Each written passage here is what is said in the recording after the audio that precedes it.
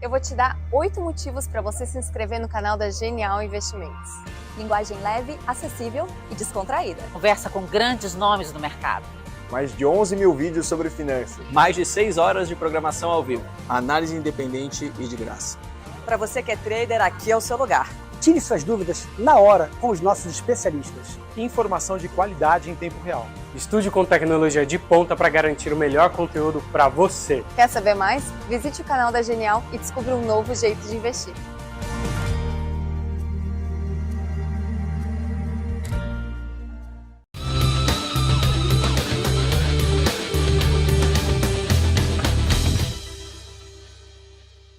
Fala aí, pessoal, sejam muito bem-vindos a mais um episódio aqui do podcast Genial Analisa. Obrigado a você que acompanha a gente aqui de forma ao vivo no YouTube, mas se você estiver escutando a gente também pelo Spotify ou qualquer outro aplicativo de streaming, também tem aqui meu apreço e meu boa noite, né, ou bom dia, enfim, dependendo do momento que você está ouvindo. Mas saiba que é sempre legal você também assistir pelo YouTube, porque você consegue interagir com a gente pelo chat. A gente entra ao vivo toda terça e quinta, 7 horas até as 8 da noite. No episódio de hoje, tá, a gente vai um pouco continuar, na verdade, aquilo que a gente tem feito nas últimas semanas, que é para trazer, né, esse cenário turbulento, de certa maneira, que a gente está vivendo nos dias atuais, né, globalmente falando, mais especialmente também Brasil, e discutir aqui um pouquinho de como que você se comporta nessas situações, onde que seria o melhor local para você alocar seu capital nesse momento, se você deve realmente ficar girando a sua carteira, se você tem oportunidade em bolsa para montar suas posições. Isso tudo a gente vai trazendo aqui ao longo do podcast para você acompanhar e, obviamente, ter depois mais informação. Quero dizer, antes de apresentar o nosso convidado especial que nós temos hoje, aqui do meu lado, Igor Guedes. Tudo certo, Igor? E aí, gente, tudo bem? Sou analista aqui de metais, mineração, tech, mídia, telecom, porrada de coisa aí. Show de bola. E vai ser bom bater esse papo aí com Maurício. Murilo. Boa, aqui na frente estamos com o Antônio, também nosso analista aqui na casa. Tudo certo, Antônio? Tudo certo, Bruno. Boa noite, pessoal. Eu sou analista de alimentos e bebidas e TMT. Show de bola. E estamos com o Murilo Freiberger, um nome alemão. Perfeito. Eu tenho que pronunciar certo porque eu estudei 16 anos na escola alemã. E eu pronunciei errado, para falar bem a verdade. Então, brincadeiras à parte. Murilo, muito obrigado por estar aqui. Você que está representando, enfim, a gestora como toda, a Dália Capital, Dália Capital, o pessoal pode chamar como quiser. E acho que antes de fato a gente começar, se você puder contar um pouquinho da sua história, é sempre legal da gente entender de onde você veio, por que o interesse por mercado, por que o interesse por análise de ações, acho que é legal da gente saber. Lógico.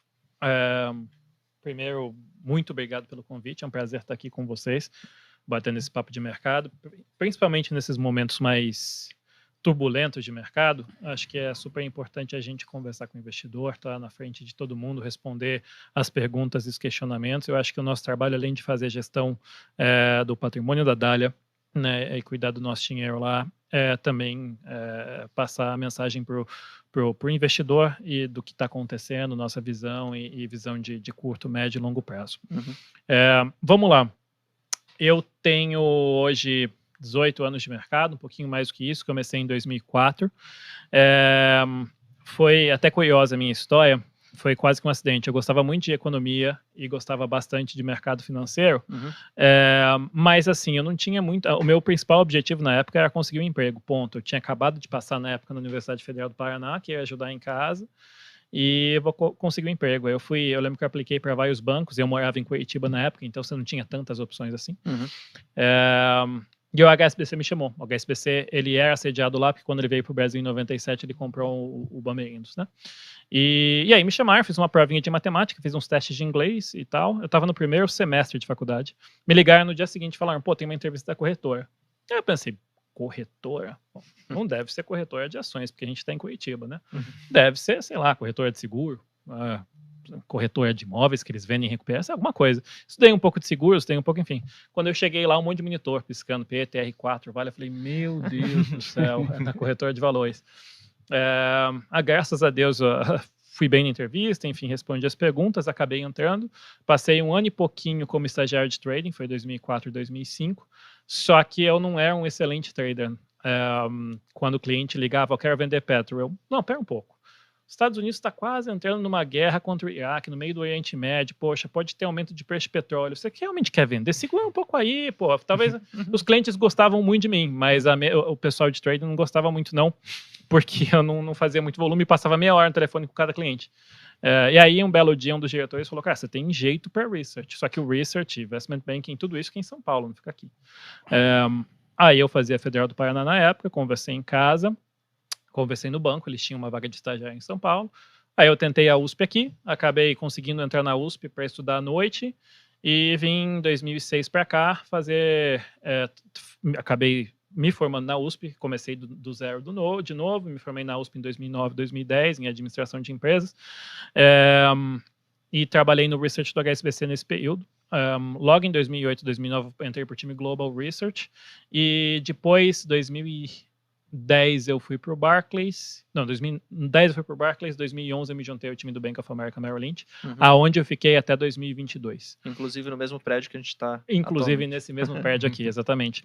Durante esses anos todos aí, então, né, de 2006, quando eu mudei de trading para research, até 2022, então aí são 15 anos, quase 16, foi no Research Sell-Side, olhando para ações na América Latina. Comecei com transporte, infraestrutura, indústria, depois acabei fazendo também utilities, enfim, fui indo desde estagiário até diretor do banco.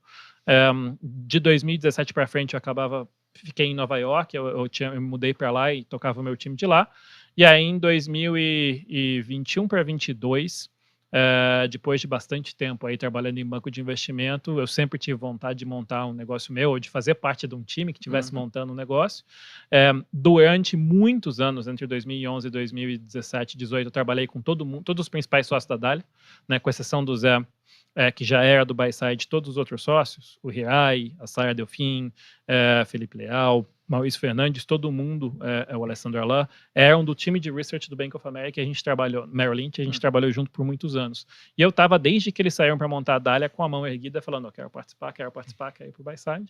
E aí, enfim, quando eu acabei resolvendo encerrar meu ciclo no banco e sair, eles passaram a mão no telefone, me ligaram, a gente começou a conversar, e aí tem um pouco mais de um ano que eu me juntei à Dália.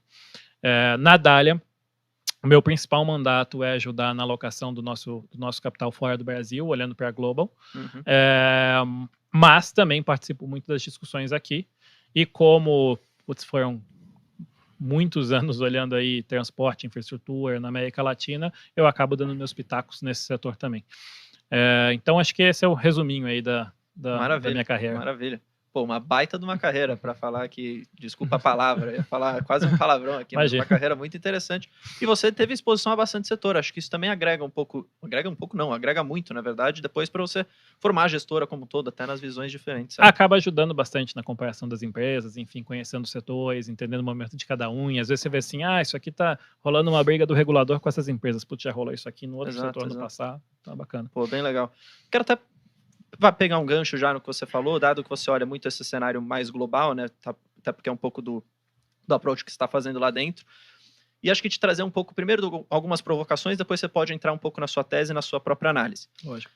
Acho que para resumir um pouquinho, a gente vem vendo nos últimos meses, globalmente falando, taxa de juros aumentando, bancos centrais aumentando a taxa de juros de forma meio que vai dado, todo mundo já meio que esperava um pouco isso. Nos Estados Unidos você tinha até, de certa forma, um desafio, porque mesmo com as taxas de juros aumentando, você ainda tinha um mercado de trabalho muito aquecido. Sim. Então você ainda tinha uma economia muito resiliente, num cenário onde você não queria uma economia tão resiliente assim, porque você precisava fazer aquilo desaquecer para, de fato, voltar a inflação para a meta. E o Fed trabalhando muito duro nisso, continuou aumento após aumento na taxa de juros. Só que aí veio esse novo fato, né, do Silicon Valley Bank, enfim, qual o risco que isso traria também para de certa forma, para os outros bancos, até um risco sistêmico, algumas pessoas já falavam. E aí ficou essas duas narrativas, né? Agora, controlar a inflação, trazer ela para a meta, ou impedir, né, que a gente tenha uma quebradeira, colocar aqui entre aspas, geral dos bancos. Sim. E quando você olha para isso, até também colocando esse paralelo na Europa, até Brasil, como que você enxerga todo esse cenário? Qual é a sua análise que você faz sobre isso? E aí eu te coloco até mais uma outra pergunta. Nesses momentos de turbulência, não seria um bom momento, às vezes, para você começar uma boa alocação em algumas empresas que estão bastante descontadas, dado esse cenário? Sim. Excelentes pontos. Vamos lá, começando pelo cenário internacional, você fez um bom resumo. Acho que o cenário é, no mínimo, desafiador, para falar o mínimo. enfim, é interessante, obviamente, às vezes a gente fica muito focado no que está acontecendo aqui dentro, né? Porque, enfim, a gente está no Brasil, a gente abre o noticiário do Brasil todos os dias, a gente conversa com as pessoas, enfim. E, obviamente, você tem aquele sentimento de que tudo que acontece meio que gira em torno do que está acontecendo no Brasil, né? De tudo que acontece com o preço dos ativos aqui. Mas é bom lembrar que nos últimos 12 meses, o S&P, que é o principal índice da Bolsa Americana, ele está para baixo mais de 10% em termos nominais em dólar. Se você considerar a inflação acumulada do período ali, 6, 7%, chegou a bater 10%, agora desacelerou um pouquinho. Em termos reais, o investidor americano que estava no mercado de ações nos últimos 12, 18 meses, perdeu 15, 20% do patrimônio dele. É bastante coisa, né? Assim, então, às vezes a gente olha para cá e fala, poxa, o Ibov veio de 120 para 100 mil pontos, assim. Óbvio, você tem problema, o Brasil é craque em criar seus próprios problemas, mas é um cenário global bem desafiador, né? Como você falou, o principal evento dos últimos 2 anos aí foi o aumento da taxa de juros nos Estados Unidos. Os Estados Unidos, assim como todos os outros países, enfrentaram o Covid em 2020, e com medo, né, assim, os bancos centrais, ninguém sabia o que ia acontecer com a economia global, eles falaram, bom, entre errar para menos e errar para mais, vamos errar para mais.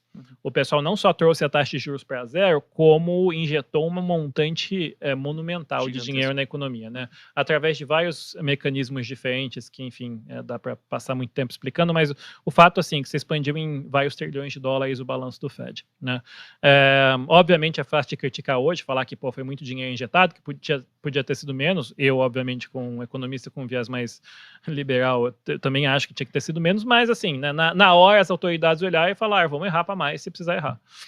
E aí, isso combinado com o fato de que os Estados Unidos logo cedo desenvolveu uma vacina relativamente eficaz para as variantes que você tinha na época, a economia reabre já em 2021, e isso, combinado com o estímulo do governo federal também, trouxe um superaquecimento. O PIB americano crescendo mais de 4%, o mercado com um nível de desemprego baixíssimo.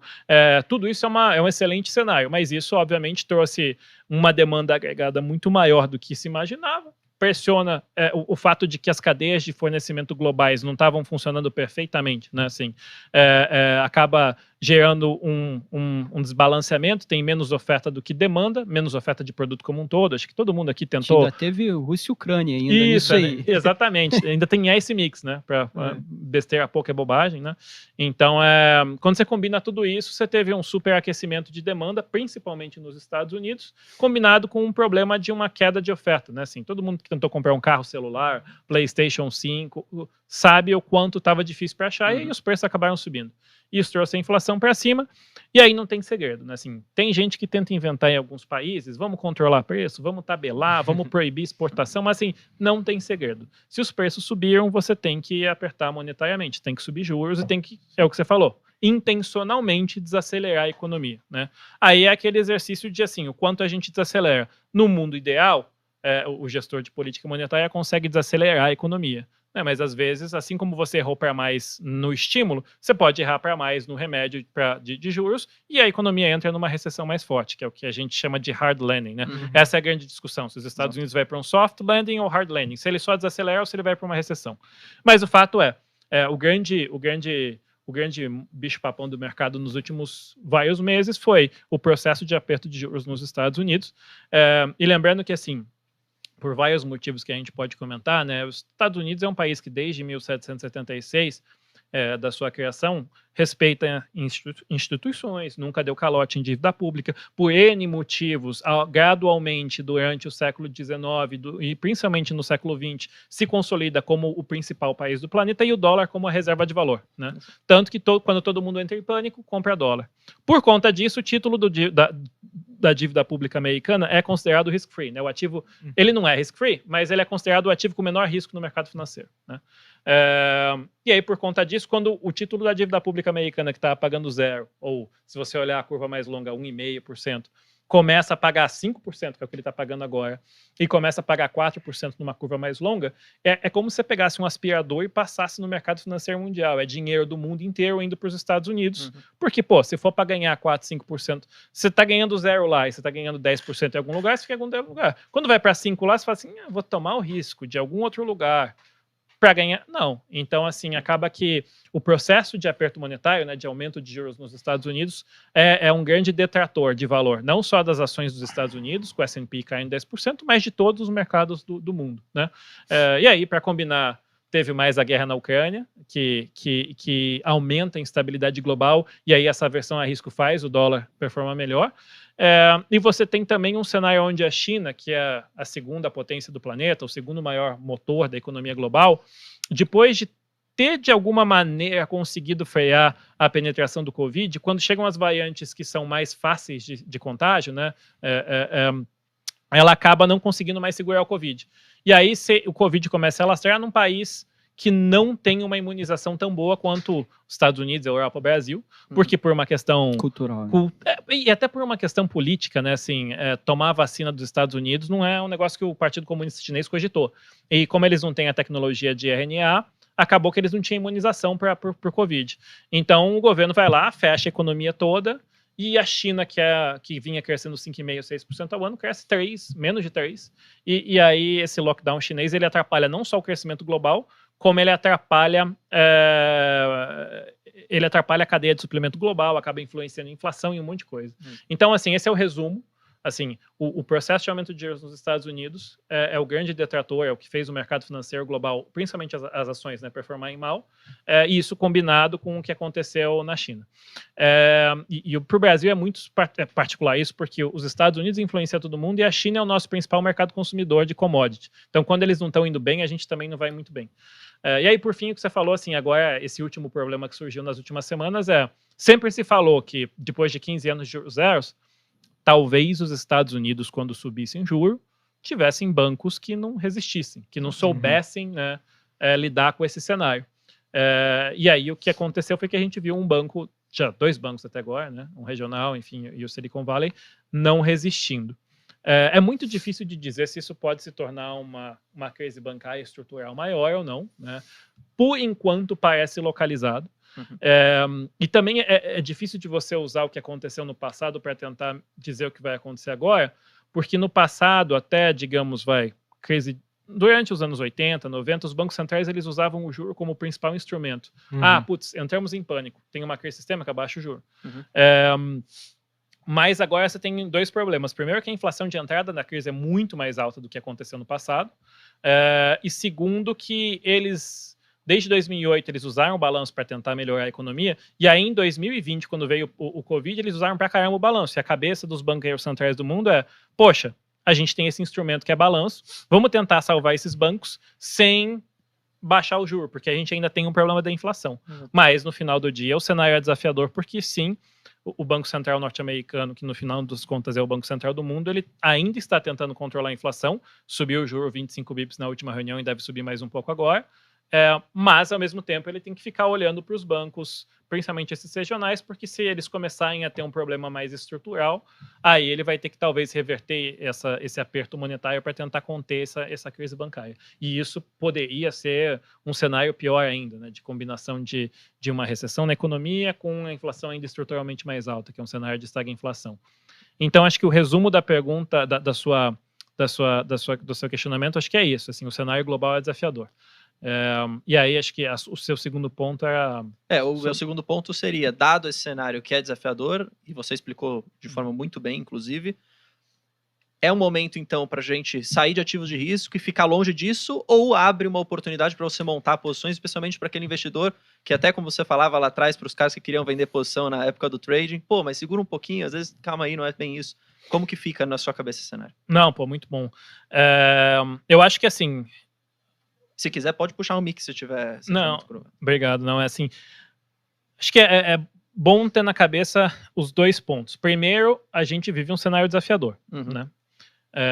Isso é fato. Então, quando investir, é bom lembrar disso. Mas o segundo ponto é um cenário que oferece, sim, oportunidades em termos de valuation que você não encontra num cenário normal. Quando a economia está crescendo, a inflação está razoavelmente controlada e os próximos 12, 24 meses são previsíveis, o nível de risco que está no preço do ativo é 1. Quando você não sabe, tem uma chance de ter uma recessão, tem chance... você tem um nível de preço mais descontado, né? Assim, o fato é, quando o juro americano está te dando mais retorno, todos os outros ativos vão ter que te dar mais retorno para serem interessantes. Para eles te darem mais retorno, eles têm que estar precificados no valuation mais baixo. E as coisas estão mais baratas hoje do que estavam nesses últimos vários anos. E uma coisa que eu acho que é legal ter na cabeça é, quando a gente olha para as crises passadas, quando que foi o bottom, né, o principal, o ponto mais baixo do valuation dos ativos no Brasil? Foi 2002. A gente gosta muito de falar assim, foi 2002, porque tinha muita incerteza política, e aí o Lula publicou a Carta ao Povo Brasileiro, as coisas começaram a ficar um pouco mais claras e o mercado começou a subir. E subiu de 2002 até 2005, 2006, 2007, né? E aí, quando a gente olha lá em 2015, o principal ponto de baixa foi, foi um pouco antes do impeachment, então que tinha muita incerteza no Brasil e tal.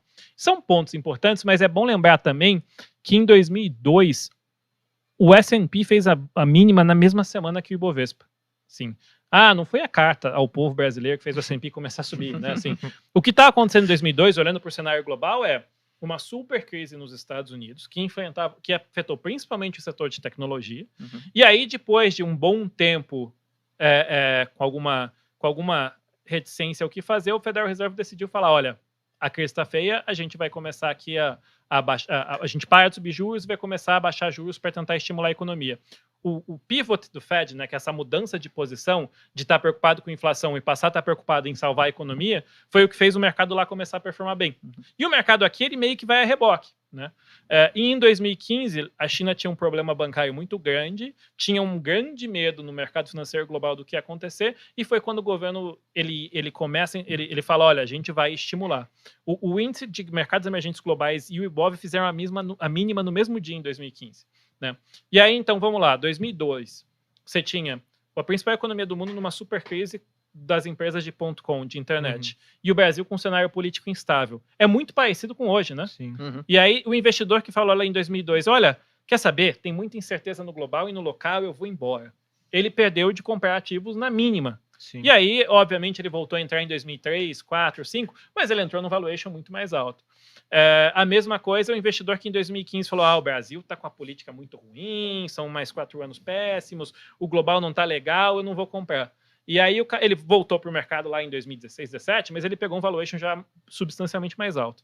Então, acho que a resposta para a sua pergunta, esse é um momento para você ter consciência de que o nível de risco é maior, então você tem que regular o seu apetite para esse nível de risco, né? Assim, quanto você está disposto a perder, quanto do seu patrimônio você consegue ver oscilar, mas, ao mesmo tempo, a gente não acha na Dália que é o momento de você vender ações e estar fora do mercado financeiro. São nesses momentos de incerteza doméstica e de incerteza internacional que você consegue pegar os melhores valuations e que você consegue ver as melhores performances no mercado.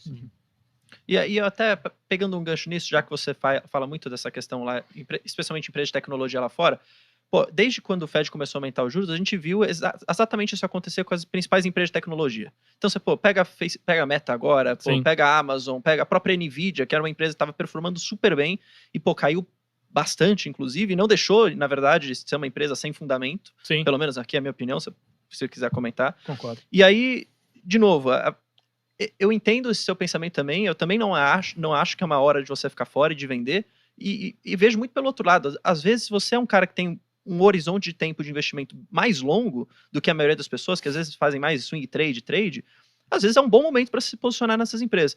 E quando você olha em termos assim, de valuation, quando você olha para a Meta, quando você olha para a Nvidia, como que você classifica essas empresas hoje? Elas são atrativas nesse sentido ou elas têm ressalvas por enquanto? Não, a gente acho que é assim, cada case ou falando de tecnologia em geral, né? Sim.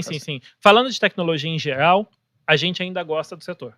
Assim, dando até um passo para trás nessa discussão, uma coisa que a gente faz muito na Dália é olhar o lado global, olhar o lado top-down mesmo, macro, global, institucional, antes de ir diretamente para os cases em si. Né? Aí depois a gente pode passar rapidinho por cada um deles.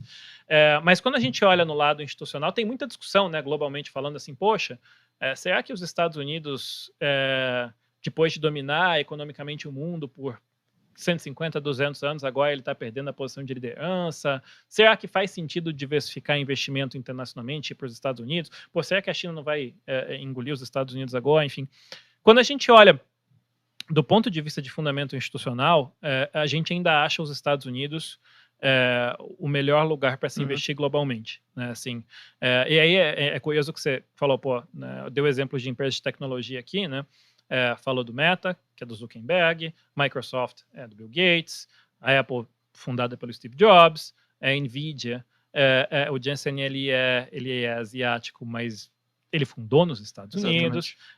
Mesmo a TSMC que está lá em Taiwan, né, o Morris Chang, ele teve a ideia, ele fez toda a carreira nos Estados Unidos. Sempre passa pelos Estados Unidos. E aí você olha, o maior investidor global, a gente não acha, né, o Elon Musk, a gente não acha que é coincidência que todo esse pessoal, que são de vários países diferentes, né? Um é sul-africano, o outro é chinês, o outro é imigrante europeu, a gente não acha que é coincidência que esse pessoal todo criou essas empresas fantásticas nos Estados Unidos, né?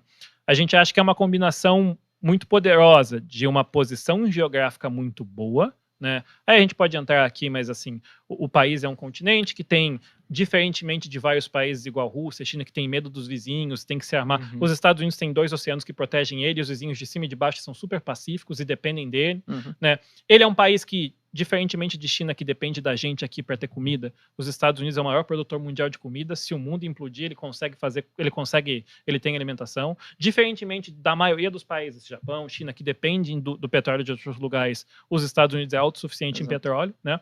Além disso, ele tem um bônus demográfico que nenhum outro país tem. Ele é o polo de atração de talento, né? Assim, enquanto a Europa, vários países, Itália, Alemanha, enfrentam uma população caindo, perda de talento, Japão a mesma coisa, que não são um mercado consumidor menor, mas, enfim, é uma economia menos dinâmica. Os Estados Unidos, ele, além de ter uma taxa demográfica boa, de crescimento ainda, ele atrai mais de 2 milhões de pessoas por ano.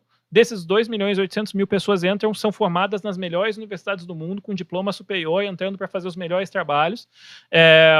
Enfim, então, no final do dia, as mentes mais brilhantes ainda querem continuar indo para lá, né?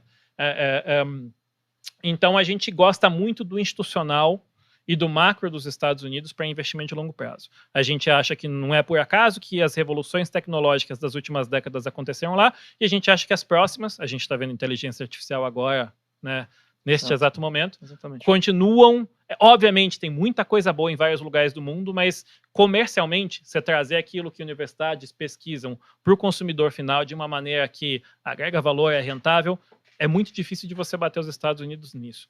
Então, a gente tem uma visão positiva e estrutural de longo prazo para os Estados Unidos e para o setor de tecnologia lá, respondendo a sua pergunta. Uma dúvida, você está falando do setor de tecnologia, você não acha que nesse período aí que a gente viu essa bolha, tiveram muitas empresas que acabaram sendo empurradas pelos VCs e pelos negócios de growth que abriram capital e que, na verdade, são empresas que não têm um modelo de negócio que se sustente?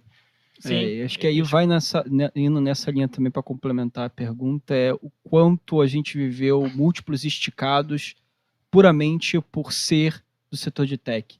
Então, assim, eu não vou comentar exatamente qual foi a empresa, mas a gente teve até um caso aqui de era uma empresa que estava alocada, o mercado enxerga ela dentro de um outro setor, e eles queriam conversar, e aí acabou entrando na mão de um analista que era desse setor, e aí o departamento de relações com os investidores falou assim, não, mas eu quero conversar com o analista de tech, porque a gente quer passar a ideia para o mercado agora de que a gente é uma empresa de tecnologia. O que obviamente, a gente aqui não tem nenhum bobo, né? O que ele queria com isso? Ele queria que a partir do mercado enxergasse ele como dentro do setor de tecnologia, que em geral a média dos múltiplos são mais esticados, ele iria pegar um carrego ali de alta surfar essa alta.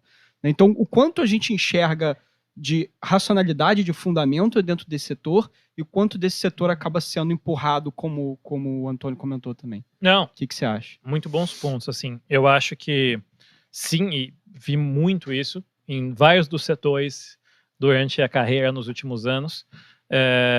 A empresa, não, eu não faço isso aqui mais não, agora eu só faço soluções disso aqui, assim, você vê o nome assim, tentar negócio, sofisticar o negócio para rolar mais em tecnologia. Até assim, e o fato é, a tecnologia teve múltiplos inflados assim, vamos lá, né, quando a taxa de retorno do título público americano é próximo de 0, né, o custo de capital no mundo está barato.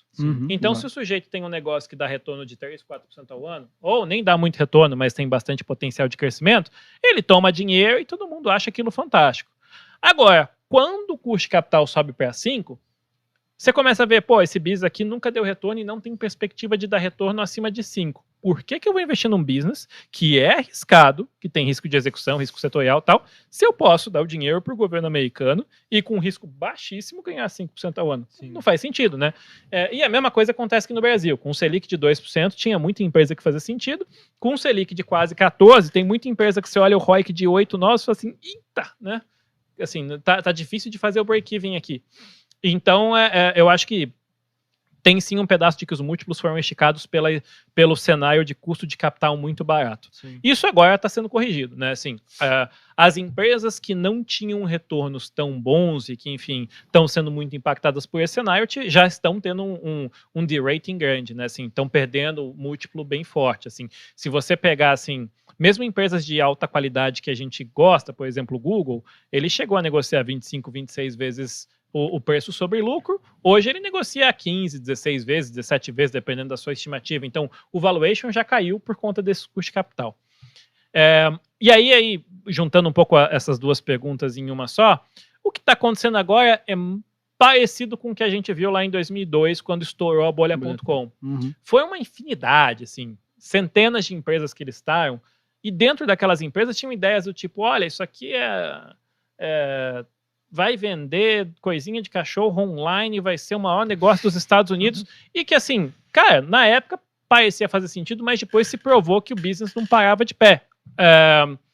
E tinha tinha um cara lá que inventou uma empresa no final dos anos 90, falou, uma livraria online, depois eu vou começar a vender mais coisa, depois eu vou montar logística. Essa aqui é a Amazon, estava no meio de todas essas da bolha.com. Sim. E aí, quando veio a crise, ela caiu bastante também, mas hoje é uma empresa que vale $1 trilhão e que é uma referência global no que ela faz. Então, acho que o nosso trabalho do lado de cá agora, né, todo mundo aqui trabalhando... Exatamente, é saber peneirar. Tem algumas empresas que a gente vai ver que, assim, olha, o nível de retorno que elas estão mostrando não vai ser compatível com o cenário de juros mais alto, que é o que a gente está vivendo hoje, provavelmente pode viver nos próximos vários anos. Esses caras não vão dar conta de sobreviver, né?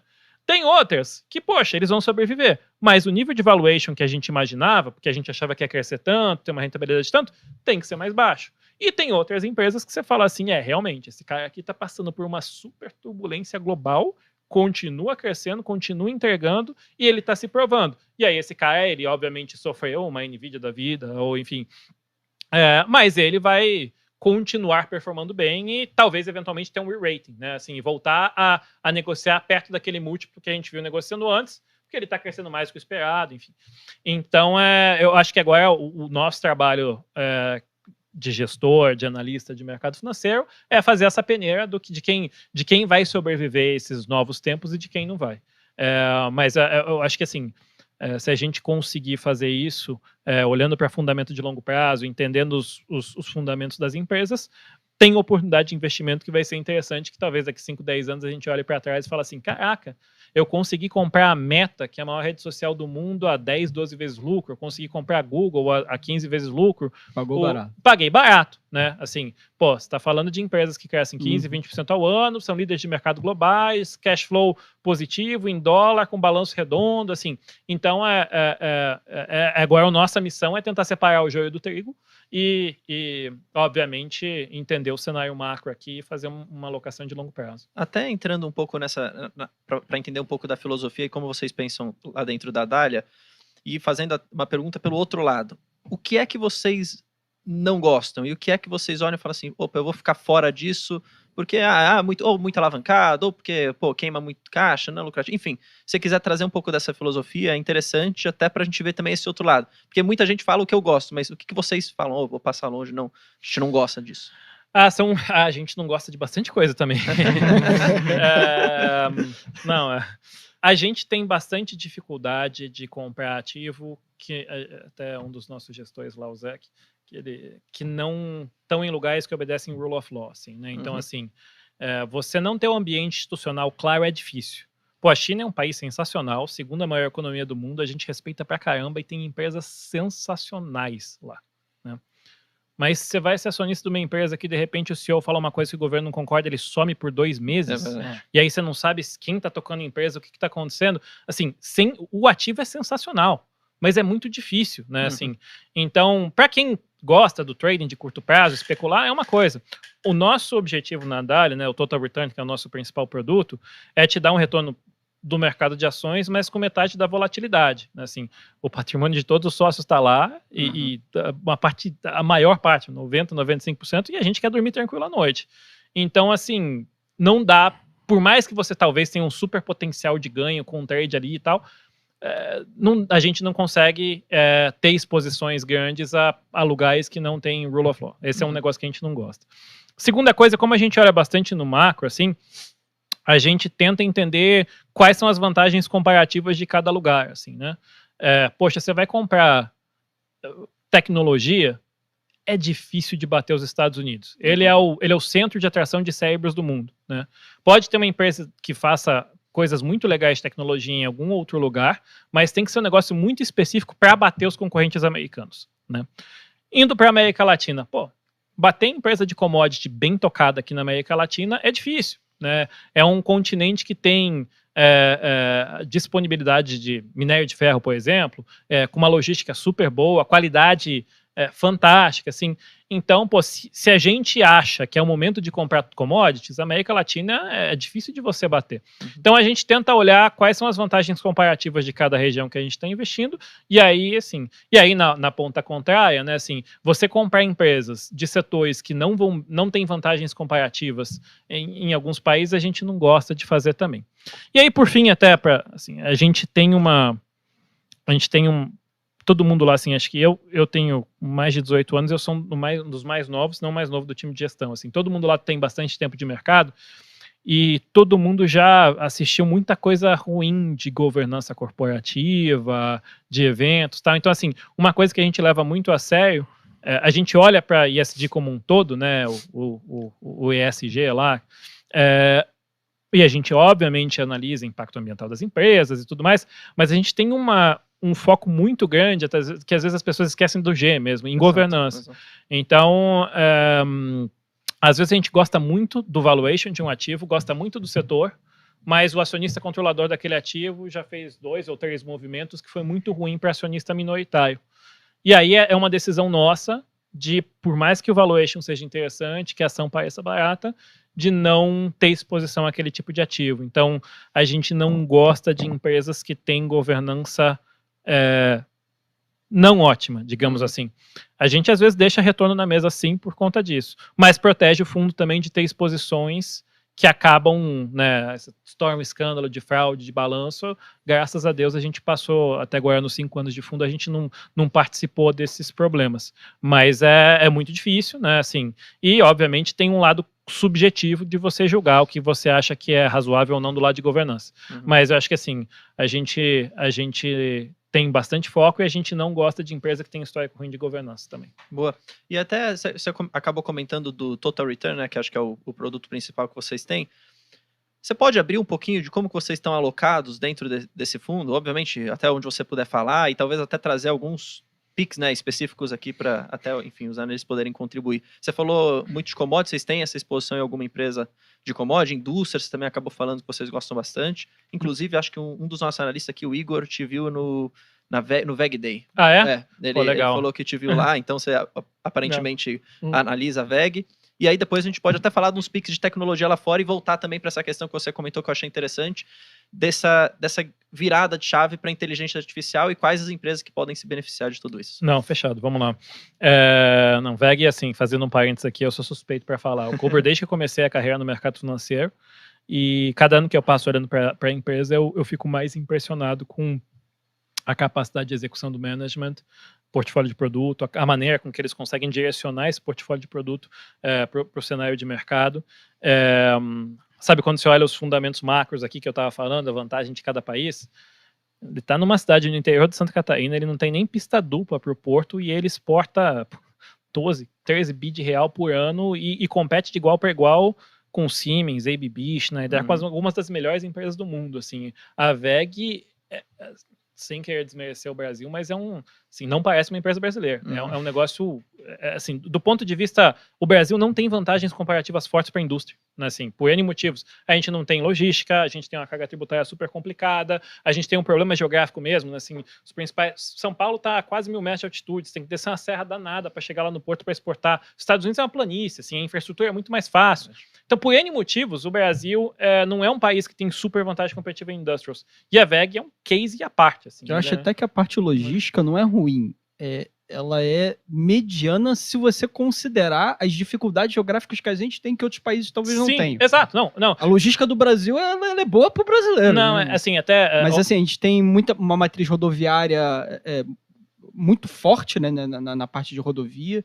Às vezes a parte da cabotagem que a gente poderia explorar é mal explorada, enfim.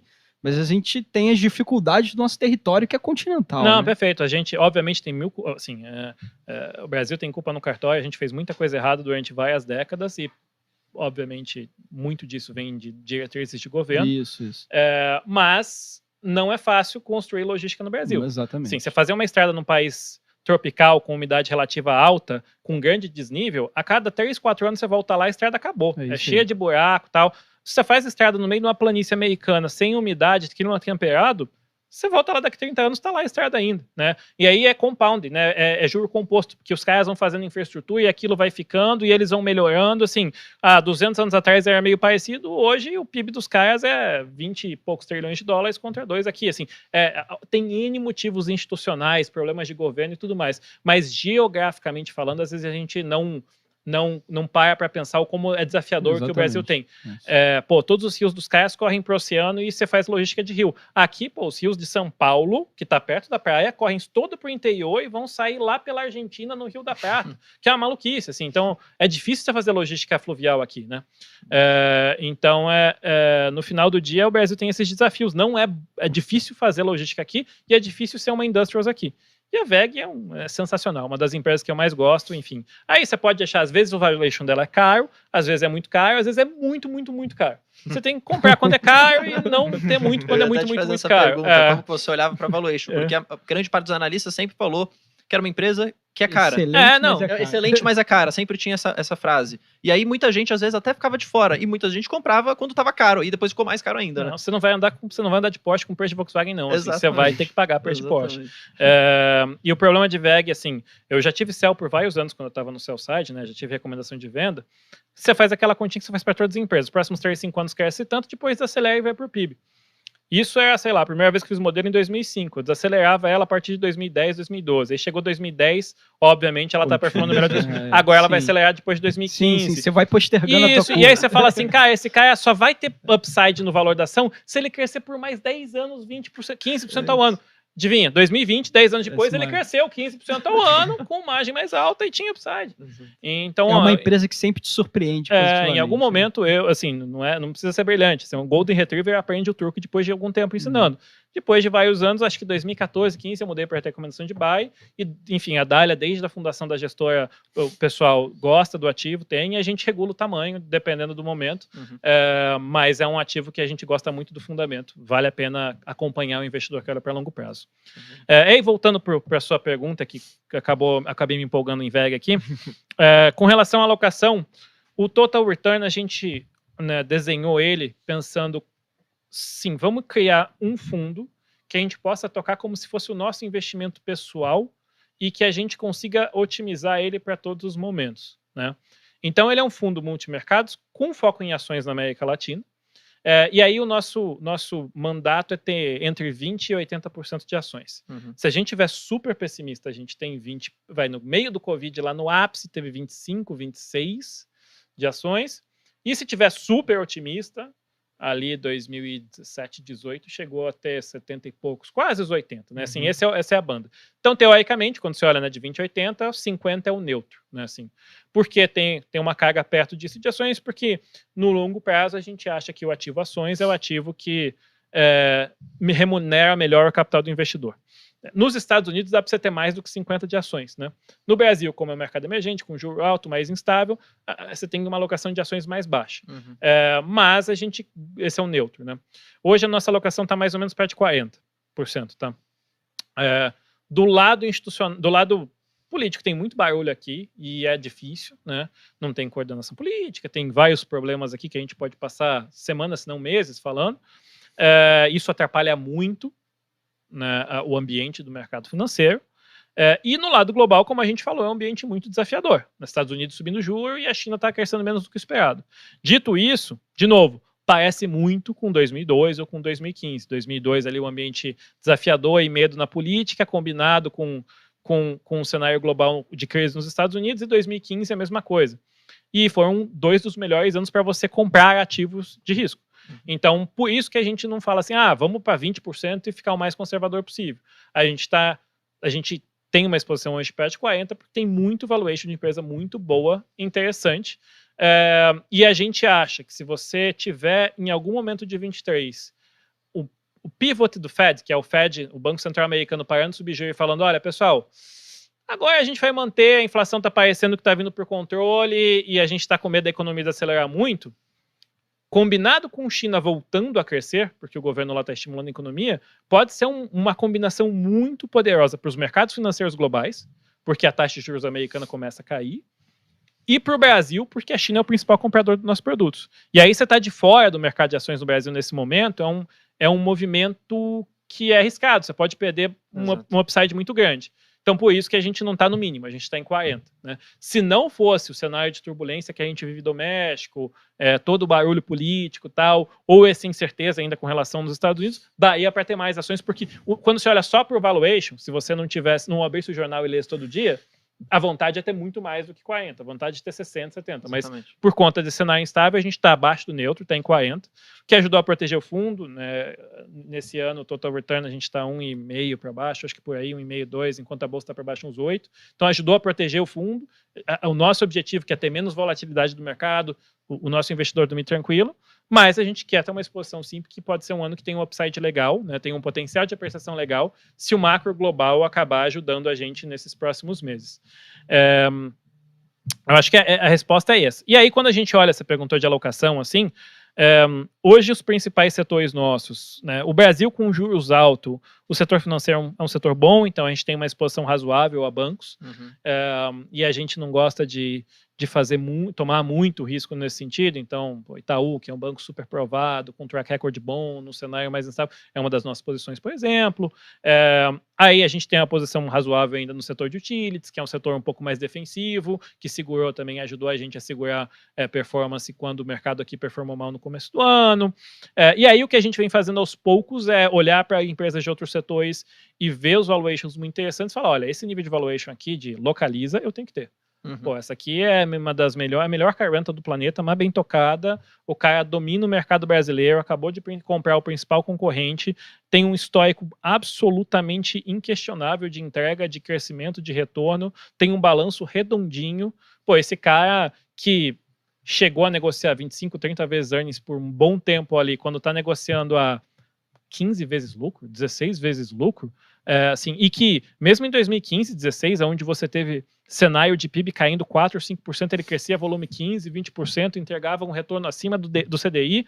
Isso daqui tem que ter. Obviamente que o juro vai impactar. Obviamente que você vai ter... capital intensivo. Isso, você vai ter vai ter um período ruim. Você tem que segurar aí alguns resultados ali pressionando. Agora, você me perguntar assim, você acha que esse cara vai ter um retorno acima do CDI nos próximos 5 anos? Eu acho, eu não acho, eu tenho certeza. Assim, o nível o histórico do management e o que ele entregou desde o IPO lá em 2005 até hoje, né, passando por todas as turbulências possíveis, me diz que esse cara vai ter um retorno acima do CDI, do custo de capital, nos próximos 5 anos. Aí, óbvio, né, se você, de repente, vai ter um momento em que o juro ele estressa um pouco mais, porque alguém falou alguma besteira lá no meio político e tal, o papel sofre, mas o fundamento está lá. O que a gente olha de fundamento, né, qualidade da posição de mercado, execução, retorno, qualidade do management, está tudo lá. Né, assim, aí você tem você tem que ajustar o nível de risco, mas o que a gente vem fazendo é ter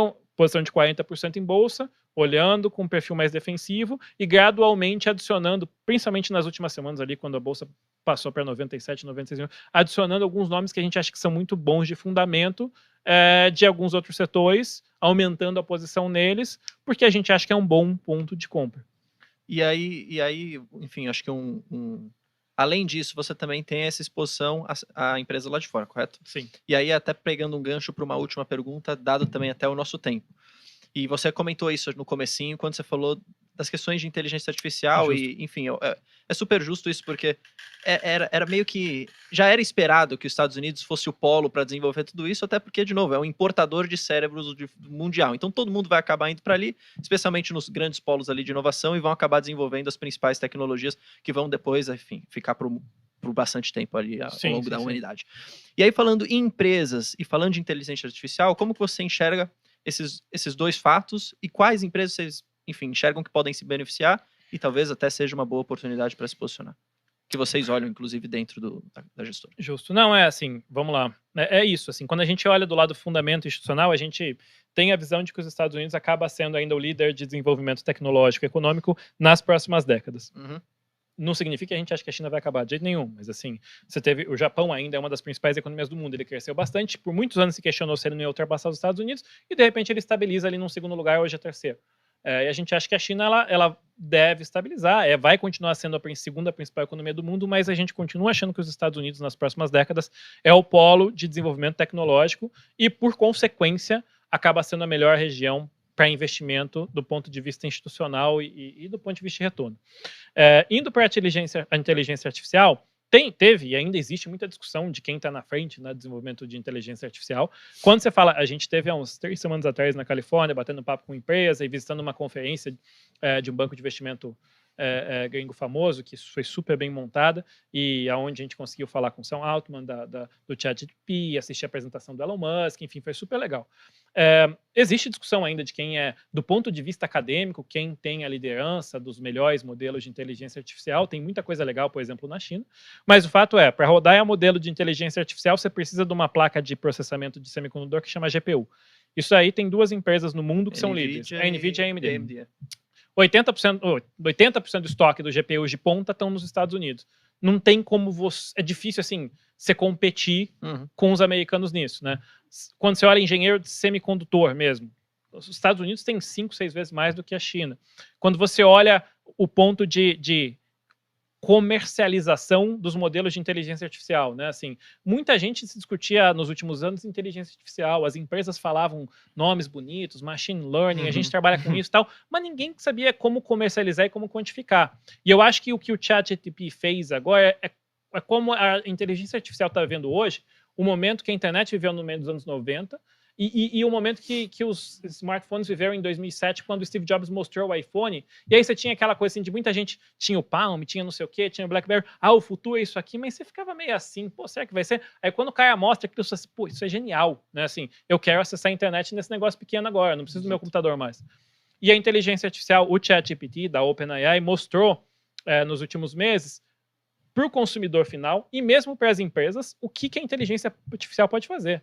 É sensacional. Você entra lá e fala, poxa, escreve uma redação para mim da história do Brasil com 6 parágrafos. Ele escreve. Não, em tão pouco tempo você viu como isso evoluiu e também em termos de capacidade de knowledge, né? O modelo, o ChatGPT, o 3, depois o 3.5, o 4, que foi lançado na última semana, a sofisticação, a qualidade do texto, né? Assim, e como isso vai impactar vários outros setores. Você tem, conversando com o próprio Sam Altman da OpenAI nos Estados Unidos, ele falou, tem vários e-mails que a gente recebe diariamente de business owner falando, cara, eu gastava fortunas em advogados e eu demorava meses para fazer um contrato. Agora eu entro lá e escrevo, olha, faz um contrato para mim de compra e venda com um comprador em tal região desse produto, o ChatGPT faz. Aí você entrega para um advogado e fala, olha, só confere para mim. E o cara confere e fala, beleza. Então aquele negócio, você potencializa tanto, e aí você faz a mesma coisa com pesquisa, você faz a mesma coisa com, assim, com tantos setores da economia... Se torna muito mais eficiente. Exatamente. Né? Assim, imagina, nos anos 70, você vai fazer nós todos aqui trabalhamos com isso, investimento em ações. Você tem um modelo que você fez no Abaco, lá na calculadora escolhe uma empresa aí, Microsoft. Aí alguém fala assim, agora o câmbio mudou para tanto. Volta e recalcula tudo por semanas. E aí, nos anos 90, um sujeito chamado Bill Gates inventa um negócio, estamos aqui o Excel, a planilha de Excel, Você vai lá assim, tá aqui seu modelo. O câmbio, se for para tanto, você coloca, pum, fez a conta em segundos. O tanto que aumentou sua produtividade, o quanto você consegue fazer mais, e a inteligência artificial vai fazer isso nos próximos anos. A gente hoje não consegue nem ter ideia de quanto isso vai impactar vários setores, do direito ao mercado financeiro, passando pelo setor criativo, enfim. E esse é só o começo, né? Assim, então, a inteligência artificial é uma das grandes revoluções que a gente vai ver do ponto de vista tecnológico. É muito parecido do ponto de vista de impactante do que foi a internet nos anos 90, o que foram os smartphones, talvez até mais. E é muito difícil de prever qual vai ser o impacto, mas o nível, a velocidade com que isso está acontecendo é muito, muito alta. Nas discussões que a gente teve lá na conferência, a pergunta, obviamente, né, a discussão é, primeiro, quando que a inteligência artificial chega na capacidade humana. Muita gente achava que ou 2050 ou nunca vai chegar, e hoje tem gente falando seriamente que pode ser em 2028, 29, 30. E o próprio Sam Altman, ele fala, olha, para a geração de texto e de conteúdo, o ChatGPT vai ser melhor do que o ser humano nas principais áreas em no máximo 2 anos, né? Então, assim, vai ser muito rápido e é super interessante. Obviamente tem vários desafios e vários riscos. Agora, indo para as empresas, para responder sua pergunta, que se deixar eu falo por horas sobre isso, tanto as empresas que estão diretamente se beneficiando disso, né? A própria Microsoft é um exemplo disso, se reinventou nos últimos anos, e hoje, a ferramenta que ela criou, que é o Copilot, que vai dentro do Office agora, você vai, em vez de você fazer uma apresentação que demorava 5 dias de Excel lá, sobre o setor de TMT no Brasil, você fala assim, me faz uma apresentação de 40 slides sobre o setor de telecom no Brasil. E ele vai fazer para você. Aí você corrige, e você pode inclusive falar com visão otimista, com visão negativa, tal, e ele vai corrigir tudo isso para você. E aí você adiciona o que é realmente que o ser humano consegue fazer, que é a nossa visão final, a nossa análise final. Mas aquela parte mecânica, ele vai fazer isso para você. Então, essa é uma empresa que a gente vem observando e estudando, que a gente acha que vai se beneficiar bastante disso. É difícil saber o quanto vai monetizar, mas vai. Outras empresas, o Google é uma empresa sensacional, que tem um dos melhores algoritmos hoje. Ele está um pouco atrás da Microsoft no sentido de implementação comercial disso, mas é difícil de duvidar que o cara que mais tem informação da nossa localização, dos nossos e-mails, ele não vai ser um grande competidor nisso e usar essas ferramentas. E além desses caras que diretamente estão desenvolvendo isso, tem caras, por exemplo, para rodar inteligência artificial, você precisa de semicondutor. Os caras que sabem fazer isso são NVIDIA e AMD. E a NVIDIA, inclusive, montou um sistema brilhante de software que há mais de 10 anos, que é Open Code, que ela vem estimulando os desenvolvedores a usar. Então, tem muita gente que escreve coding para inteligência artificial que só sabe mexer no cubo, que é o da NVIDIA. Então, assim, a NVIDIA está num posicionamento de mercado sensacional. E aí você pode olhar para terceira derivada. Quais são as empresas que são os fornecedores desses caras de semicondutores, que são muito únicas no posicionamento de mercado e que vão se beneficiar disso, né? Tem uma empresa na Holanda que chama SML, enfim. Então, você pode... Esses são as empresas que a gente, na Dália, está estudando no detalhe, para entender quem são os ganhadores e para a gente estar posicionado, a gente já tem posição em algumas delas há algum tempo, para essa próxima revolução tecnológica. Maravilha. Nada melhor do que fechar o podcast com esse pensamento otimista sobre inteligência artificial. E só pegando um gancho aqui, quando o ChatGPT foi lançado, logo no comecinho, muita gente tinha essa dúvida, né? Como que usa, não sei o quê. E eu tenho um canal no YouTube e eu comecei a usar lá, falando, otimiza para mim em termos de SEO, né? Para o pessoal encontrar meu canal, a minha descrição e os meus títulos. Aí ele dava. Falei, vou ficar por isso mesmo, mas enquanto o conteúdo eu vou pensar sozinho. Aí, quando foi evoluindo, né, o negócio foi ficando mais esperto, de certa forma, você até vai colocando lá, me traz vantagens competitivas de tais empresas, compara com seus concorrentes, me traz uma análise SWOT completa.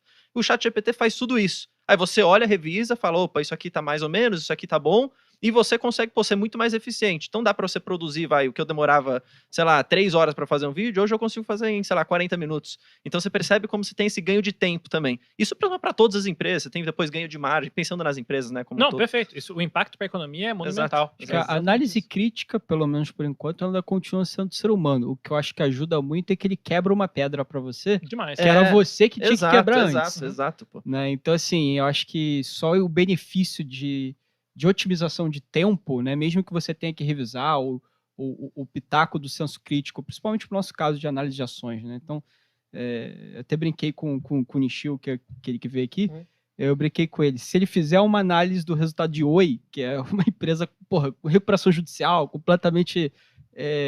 tem diversas particularidades em relação a ela, Se ele fizer uma análise de resultado de Whey e ficar bom, eu me demito. Porque aí é melhor você deixar o ChatGPT no meu lugar, né? Não fez, né? Porque faltava justamente a questão um pouco mais crítica, né? E eu peguei um caso bem extremo, né? Mas enfim, eu acho que a gente está caminhando para uma direção, principalmente nesse momento, que ele quebra muita pedra pra gente. Né? Perfeito. Concordo. Exatamente isso. Boa. Fechado. Murilo, muito obrigado por vir. Foi super, super rico, eu tenho certeza. Fala pro pessoal, nesse final, como que eles encontram vocês no seu site, enfim, como eles encontram os fundos. Acho que é legal, porque, enfim, se alguém tiver um interesse, pode aplicar lá. Bom, tem o fundo, tem o site do fundo da Dália Capital. Pode ir no Google, daliacapital.com.br. A gente tem o Instagram da Dália Capital, tem no LinkedIn, enfim, nas principais redes sociais. Fiquem à vontade para pesquisar. As nossas cartas estão todas disponibilizadas no site, a gente publica mensalmente. A gente tenta não ser tão chato como geralmente o mercado financeiro é nas cartas, então acho que vale a pena dar uma lida. E, obviamente, lá tem nossos contatos nas redes sociais. Fiquem à vontade para falar com a gente, mandar em dúvidas, enfim. A gente está aqui para conversar com os investidores também, além de, obviamente, estudar os cases e fazer a gestão do fundo. E eu que agradeço muito o convite de vocês aqui. É um prazer estar aqui. A gente está sempre à disposição para bater esse papo. Show de bola. Eu já quero deixar até um convite aqui no ar para depois a gente marcar, que é fazer um podcast especial só falando de inteligência artificial. Porque eu acho que isso aí tem muito que explorar. A gente poderia ficar falando por 5 horas, ainda ia ser pouco. Falou no finalzinho. E a gente falou no finalzinho e eu gostei desse gosto. Então vamos marcar mais vezes para você vir, até trazer às vezes alguém do seu time, se quiser. Fechado. A gente pode convidar uma outra pessoa que também é especialista. Acho que vai ser muito rico, enfim, bom para todo mundo. Tá combinado. Obrigado pela presença, Igor. Antônio, obrigado também.